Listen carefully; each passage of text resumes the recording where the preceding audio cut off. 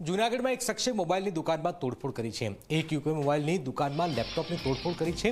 આરોપી હપ્તા પર મોબાઈલ લીધા બાદ હપ્તા નહોતા ભરતા। વેપારીએ મોબાઈલ લોક કરી દેતા જ આરોપી જાબીર ઉશ્કેરાઈ ગયો। મોબાઈલની દુકાનમાં આવીને 3 જેટલા લેપટોપની તોડફોડ કરી। મોબાઈલના વેપારીએ પોલીસને જાણ કરતા જ આરોપીની ધરપકડ પણ કરાઈ છે। જોઈ રહ્યા છો, એક યુવકે મોબાઈલની દુકાનમાં લેપટોપની તોડફોડ કરી। વેપારીએ મોબાઈલ લોક કરી દેતા જ આરોપી જાબીર ઉશ્કેરાઈ ગયો અને ત્યાર પછી તોડફોડની આ ઘટના સીસીટીવીમાં પણ સામે આવી છે। આપ જોઈ રહ્યા છો, દુકાનમાં 3 લેપટોપમાં તોડફોડ। પોલીસે આરોપી જાબીરની ધરપકડ પણ કરી છે।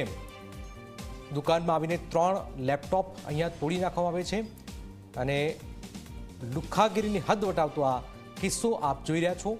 આખી ઘટના જે છે એ સીસીટીવીમાં કેદ થઈ છે।